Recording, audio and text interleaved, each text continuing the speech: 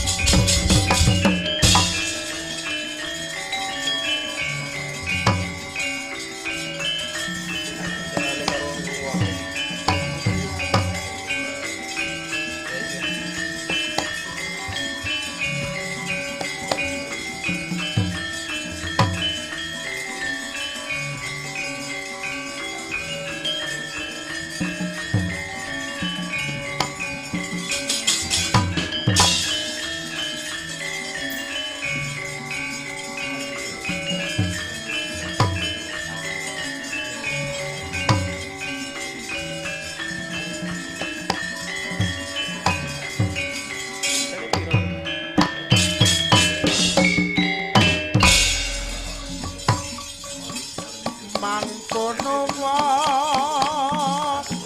ingkang anandang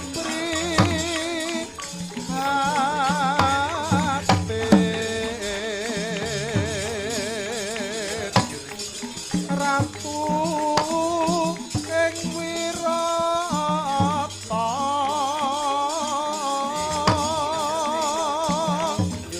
Matswapati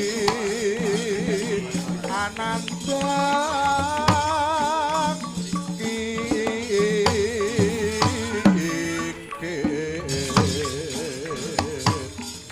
apa ing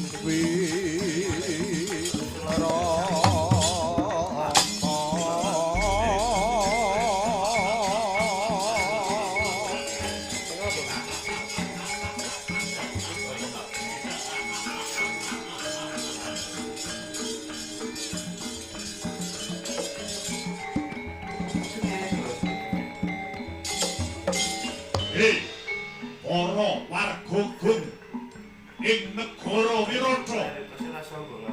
Aku Raden Rajamala aluhanana para warga gung kang mapan ana negara Wirata. Sejatine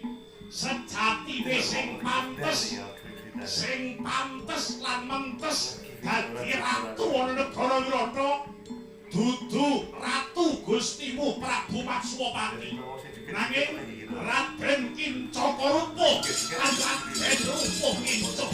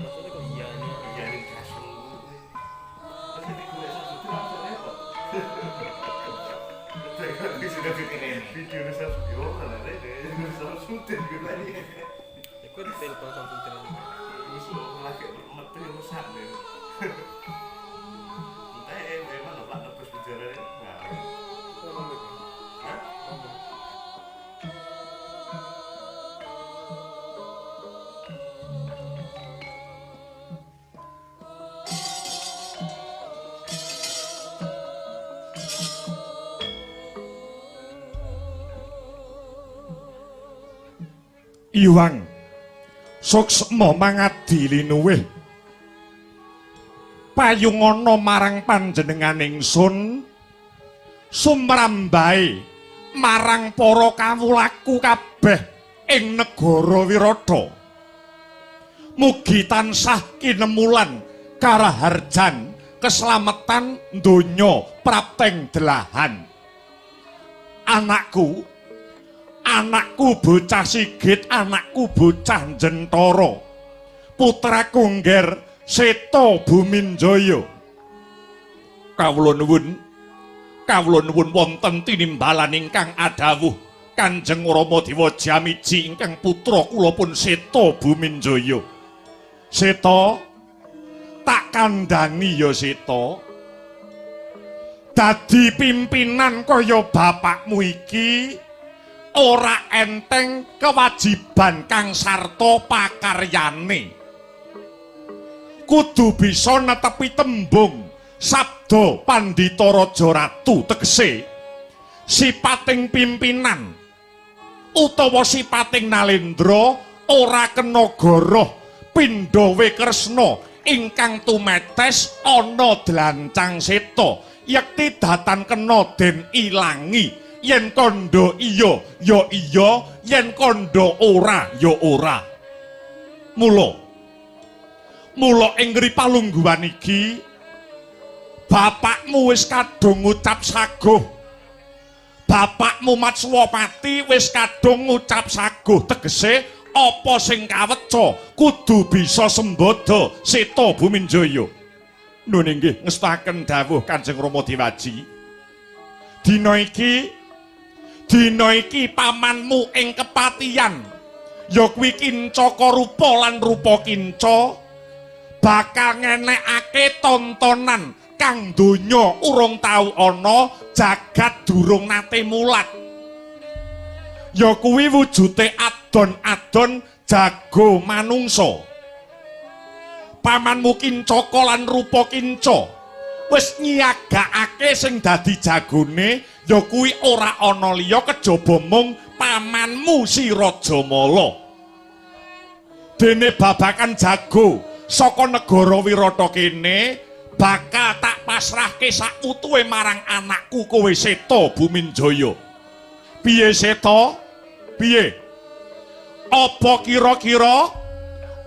kira-kira wis kasembadan jeneng sira Seta antuk jago minangka kekuwataning negara Wirata iki? Kira-kira jeneng sira Seta Buminjaya wis antuk jago apa durung ger Seta Buminjaya?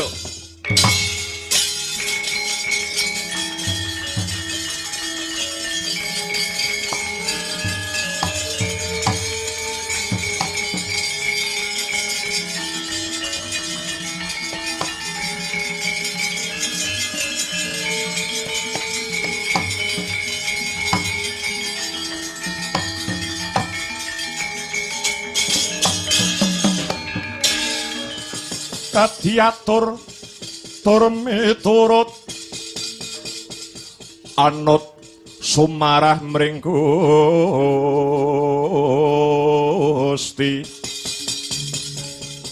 dene Sidi Mimang Utama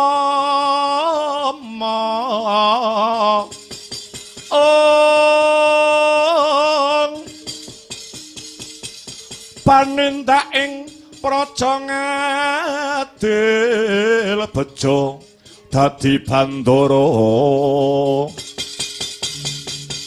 orina repan mring pro abdi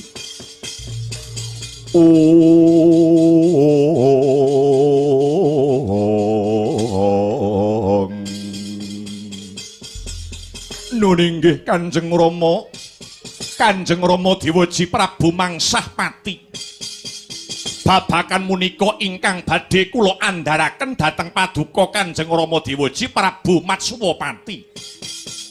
Awit pangestu paduka Kanjeng Rama eri palenggahan munika, eri palenggahan sakmangke kang putra kula pun Seta Buminjaya sampun angsal sawung utawi jago minangka kekuatan negari Wirata mriki Kanjeng Rama. Dadi cekak cukupe kowe wis entuk jago Seta. Nun inggih sampun Kanjeng Rama Dewaji. Bagus. Lah banjur jago kuwi mau saka ngendi Seta Buminjaya? Jago kala wau inggih saking negara Wirata mriki piyambak Kanjeng Rama ingkang mapan wonten ing Dusun Pejagalan. Atmajanipun utawi putranipun Ki Jagal Walakas ingkang nama pun Jagal Abilawa. Jagal Abilawa sing dadi jenenge Seta. Nun inggih lakar kados mekaten Kanjeng Rama. Lah banjur menapa dipun keparengaken nyuwun sewu? Menapa dipun keparengaken pun Jagal Abilawa marak sibuk wonten ngarsa paduka Kanjeng Rama Dewaji Prabu Matswapati. Ya. Kongkonen rene aku kepengin ngerti menungsane. Kaya ngapa jagone Ratu Wirata? Seta Buminjaya. Nun inggih. Nanging nyuwun pangapunten Kanjeng Rama. Nyuwun pangapunten saderengipun gandeng Jagal Abilawa menika lare saking dusun. Jagal Bilawa menika lare saking desa radi kirang babakan tata krama tuwin yuda negara miwah trapsilaning basa. Nanging lare menika ketingalipun saged pinercaya awit ndarbeni sipat ingkang jujur. Ngapusi ya ora gelem, diapusi nuwun inggih boten purun Kanjeng Rama. Mangkono seta nuwun inggih lakar kasinggihan Kanjeng Rama Dewaji. Bagus. Yoh yen pancen kaya mangkono seta, aja ninggal marang hambeke satriya tanah Jawa. Mara gage timbalana si jagal abilawa kinen munggah ana ing pendopo agung negara Wirata kene. Madhep mring ngarsaning sun dina iki uga Seta Buminjaya nuwun inggih amit madhal pasilan Kanjeng Rama Dewaji.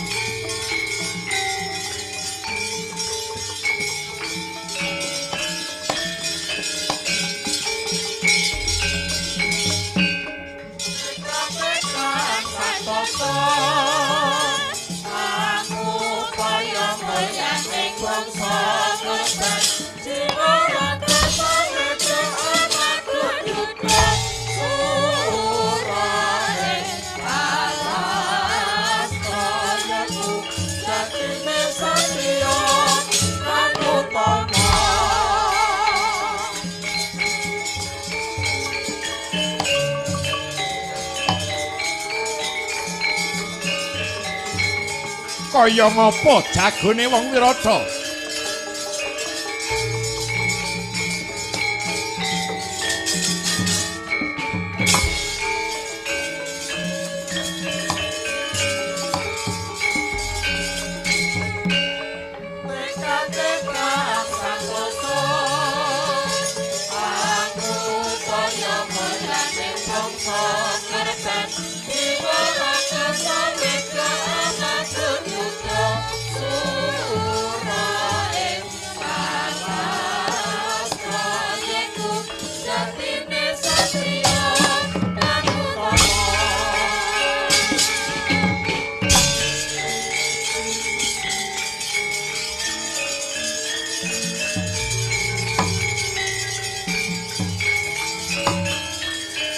Sewaka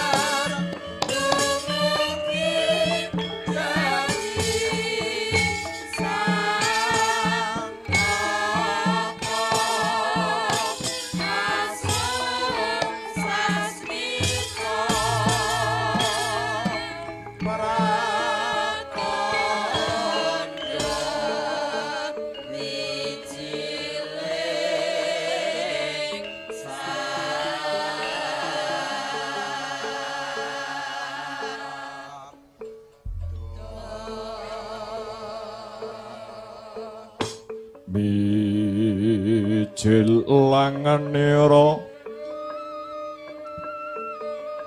sang nar pati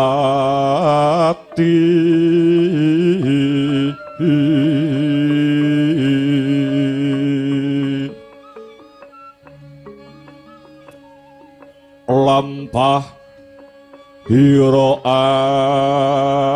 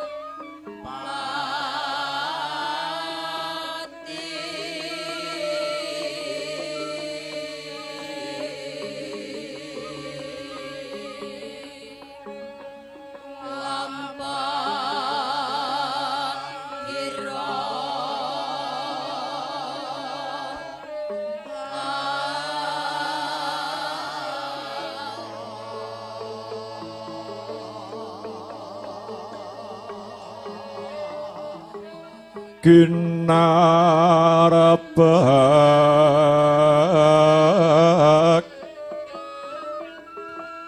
padaya yuwarna nira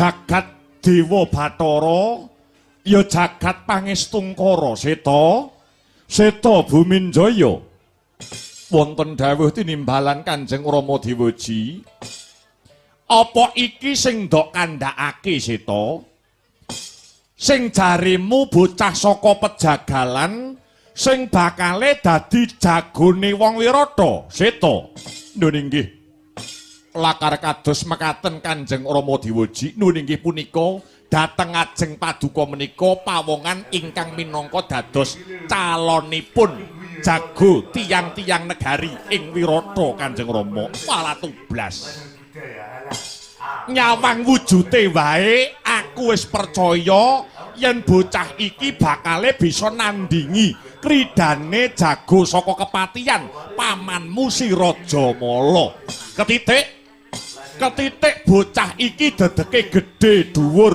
godhek mok simbar jojo pating grantong otot bebayune biyuh rambute gondrong wong gagah gedhe dhuwur aku tak nderek tepung ya aku tak nderek tepung nggladi wanuh merga ana tetembungan ora kenal ora tresna merga ana tetembungan ora kenal ora tresna apa bener kowe bocah saka Pejagalan sing jenengmu Jagal Abilawa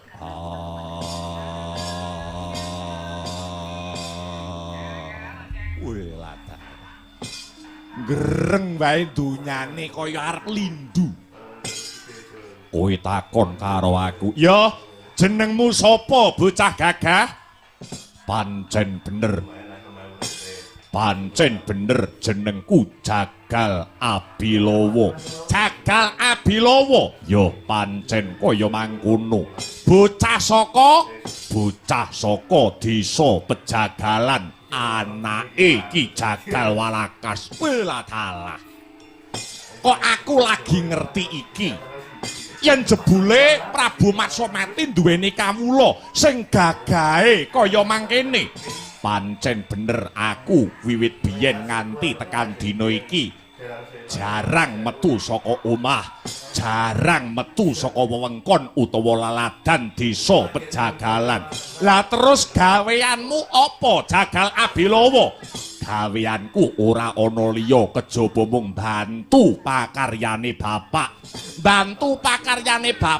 bapakmu duwe pakaryan apa Jagal Abilawa bapak duweni ya kuwi pakaryan beleh kewan beleh satu wana beleh kebu beleh sapi beleh wedhus yen kepepet kirik barang ya melu dibeleh weladala ya kowe ngerti apa durung apa to wigatine Jagal Abilawa ndak timbali marak ana ngarsane panjenenganing Sun Prabu Mangsapati aku wis dikandhani karo sapa dikandhani karo anakmu Seta bakale didadekake jagone wong Wirata ngadepi jago saka kepatihan sing jenenge Raja Mala apa Jagal Bilawa wis rumanti apa jeneng sira Jagal Abilawa saguh yo aku saguh dadi jagone wong negara ing negara Wirata wis dasarmu apa wawatonmu apa Bilawa kok kowe saguh dadi jagone wong ing negara Wirata aku ngrumangsani lair ana negara Wirata aku mangan ngombe wulu wetu saka negara Wirata ana pengayomane Ratu Gustiku Prabu Matswapati ya kowe kuwi mula aku dadi nom-noman duweni kewajiban labuh marang negaraku yen to negara butuhake Jagal Bilawa aja to mung bandaku nyawaku bakal tak udhokake kanggo srana jejeking kekuatan ana ing negara Wirata kene weladala ya ketoke kowe bocah saka dusun ketoke kowe bocah saka desa omongane kasar omongane sugal ning bareng dirasakake tinemune jebul omonganmu pantes lan mentes aku ora susah mbok alembono aku ora mendem ing reh pangalembono aku matur witing klapa sak lugune aku duweni patemboyo Jagal Abilawa duweni prasetya yen to urip ana salah sawijining negara aja nganti duweni pitakonan negara wis menehi apa menyang kowe nanging pitakonane genti diwalik kowe wis labuh apa marang negaramu wah elok wah kowe ora salah Seta sing kaya mangkene iki kowe ora salah Seta Buminjaya nuwun inggih ngestokaken dawuh Kanjeng Rama Dewaji lah yen to pancen kowe gelem lan siaga dadi jagone negara Wirata kowe iki mengko arep njaluk bebungah apa Jagal Bilawa kowe arep njaluk Raja Brana? Apa kowe arep njaluk derajat pangkat? Njaluk kelungguhan? Yen perlu kowe kepengin njaluk omah sing magrong-magrong apa njaluk bojo sing ayu? Kowe bakal tak turuti, kowe bakal tak sembadani Jagal Bilawa. Aku ora njaluk apa-apa. Bondo? Mbah, aku mbok paringi bondo ora bakal tak tampa. Yen kowe menehi dhuwit karo aku, tegese kowe nyogok karo aku. Aku ora sudi mbok sogok, ngerti ora? Sing nyogok karo sing disogok kuwi padha-padha dosane, padha-padha lupute. Ngono, pancen bener mula. Mula dina sak mengko walien sing dadi rasamu Prabu Matswapati. Ripalungguhan iki karben resik atine Jagal Abilawa, karben resik sing dadi atiku anggonku mbantu marang negara. Aku ora susah mbok wenehi bebungah apa-apa. Aku moh nampa bebungah apa-apa saka kowe. Yen to aku njaluk bebungah saka Prabu Matswapati, tegese niatku ora tulus. Atiku ora ikhlas anggone bakal bantu marang negaraku. Wah, elok tenan kowe Jagal Bilawa.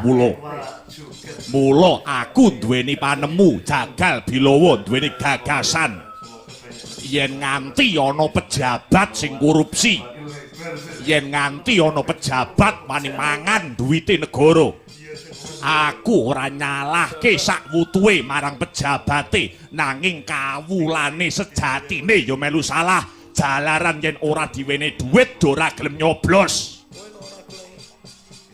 Kawula ya melu salah, kawula ya melu luput. Aja digebyah uyah. Sing salah mesti pejabate sing korupsi, ning kawulane ya melu mangan duwite pejabat. Nek ora dikei dhuwit ora gelem nyoblos, matane picek. Mula aku njaluk supaya negara Wirata kene resik saka bangsane ngono kuwi. Mani politik kudu ilang saka negara Wirata. Wela dalah edan pinter tenan kowe Jagal Bilawa.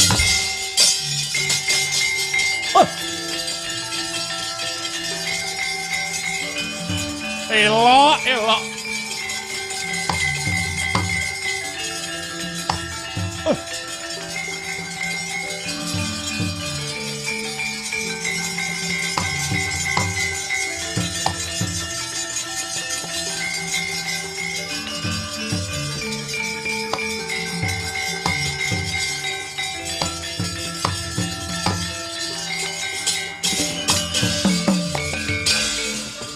Permara reh manguswa umya ngambrengeng. Kadi karonaning kaswasih areng marga hamalatgung. Are sang gandha mastrat maca lengleng lalu manguladi.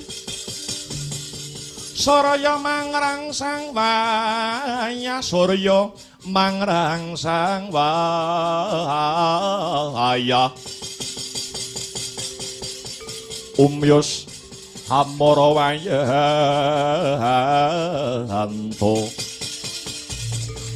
ing Jagal Bilawa Prabu Matswapati kepiye?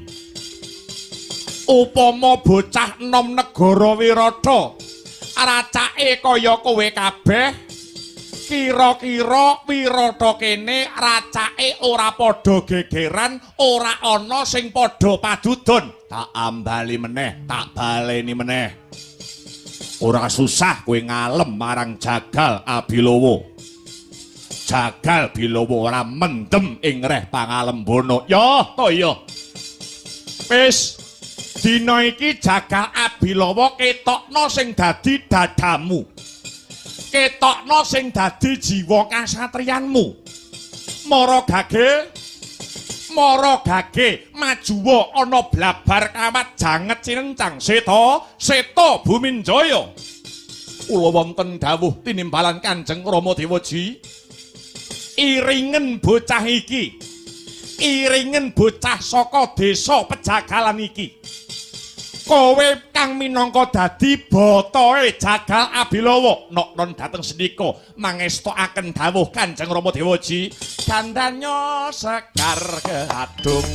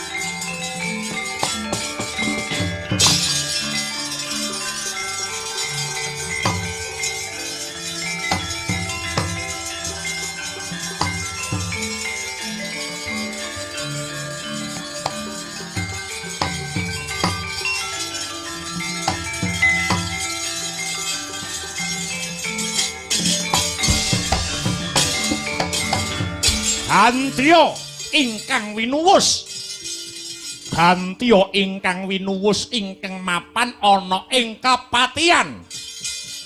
Ingkang mapan ana ing kepatihan risang Raden Rajamala. Raden Rajamala kalamun Cinandra saking Mandrawa solahe kadya mliwis hanyampar banyu.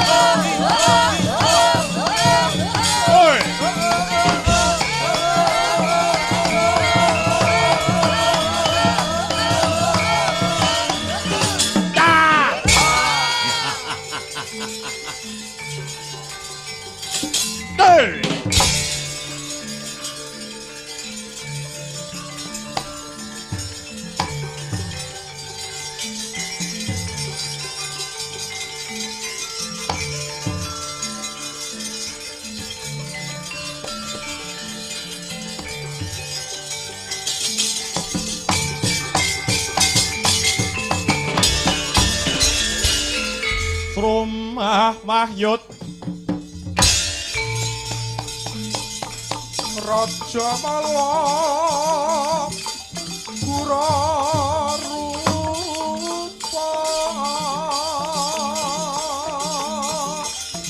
Mangesat Kasiake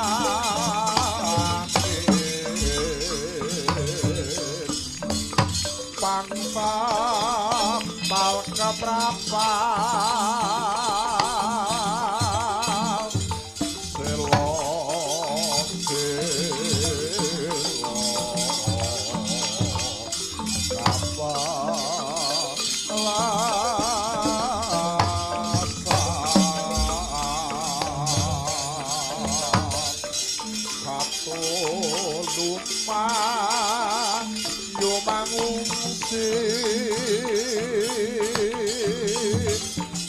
Rakyat kakut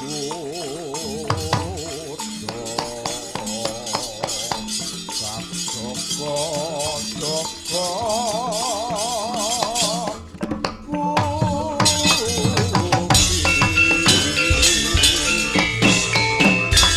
Raja manik sejatining alam kang tinuding ing jagat.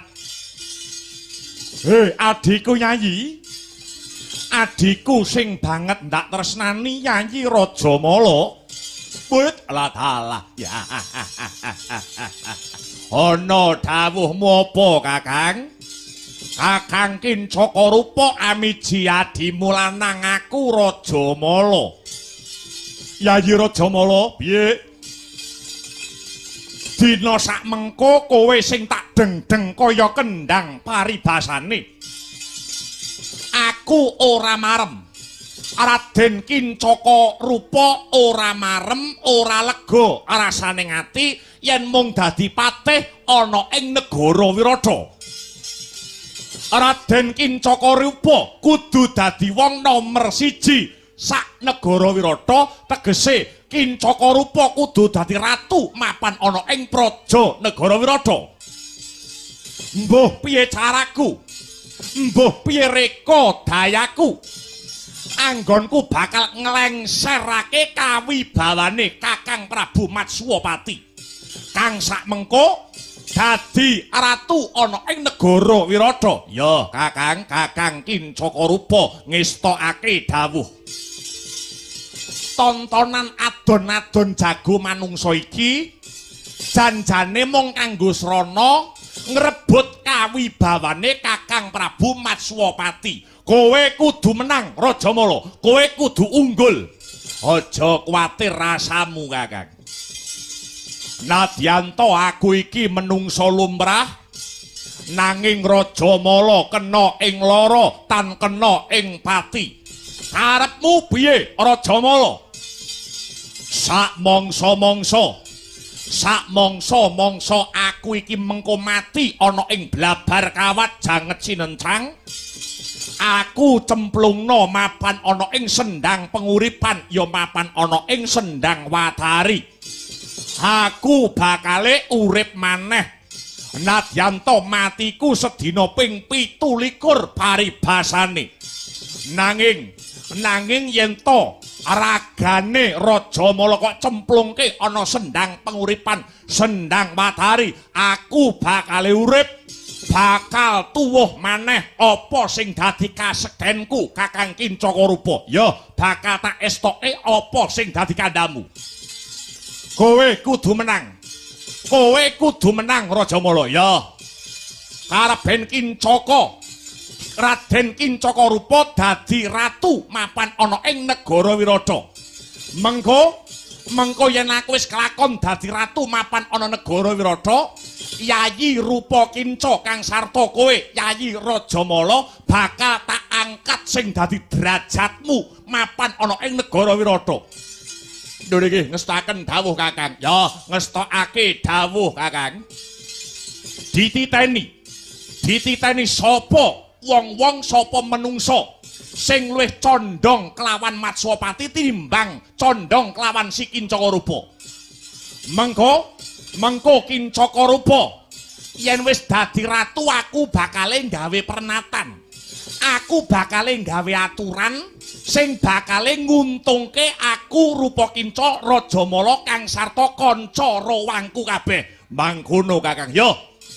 Yen mengko aku wis kelakon dadi ratu, aku bakal gawe pernatan utawa aturan sing nguntungke aku Rupa Kinca Rajamala lan kanca rawangku kabeh. Contone pernatan apa? Contone aturan apa Kakang? Contone yen aku wis kelakon dadi ratu mapan ana negara Wirata, pajek negara Wirata bakal tak unggahke 250%. Wah. Mangkono Kakang. Yo. Kowe kabeh duwite rakyat sing tundhone bisa mblenduke wetenge Yayi Rupa Kinca lan wetenge Yayi Rajamala. Ya, ngestoke dawuh. Lah yen mengko ana brontake wong-wong negara Wirata, aja ta mung 1000, 50.000 tak diajaki. Mangkono Kakang. Yo. Surak gotong royong aja nganti ana kang kecicir. Lon-lonan lumaku tumuju ana blabar kawat janget cincang. Kirapke wadyabala sak cukupe kanggo ndompani lakune Rajamala mapan ana blabar kawat janget cincang. Ya, ngestoke dawuhmu Kakang Kincakarupa.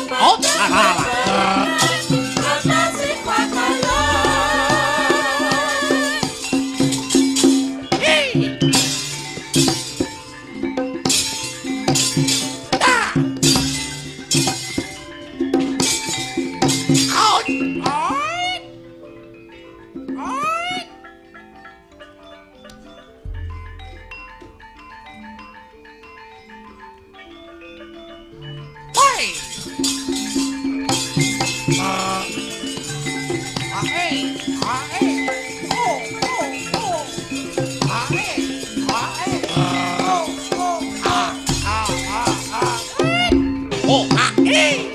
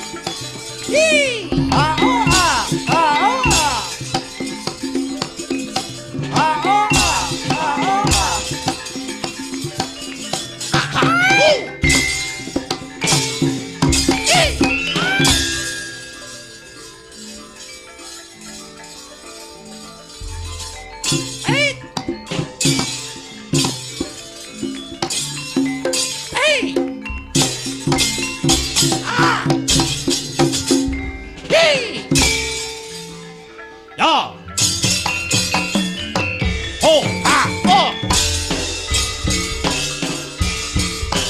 啊！对！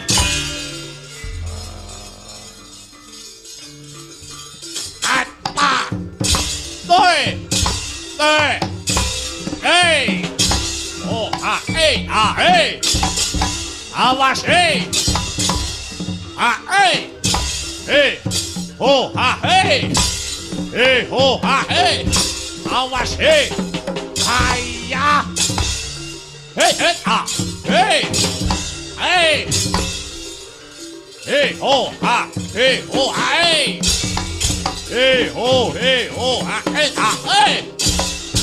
Awas. Awas. Ya.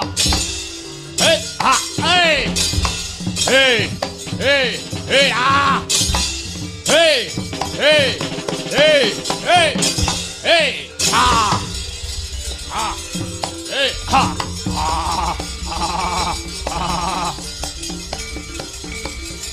ah, ah, hey, ash, ah, hey. Et ha. Et ha ha ha. Wait. Awas. Awas. Yo. Ha. Lo. Hey ha hey. Ha ha hey.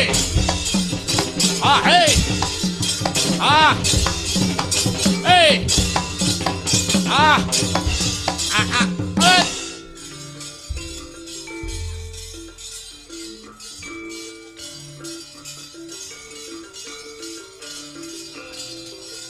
Hey!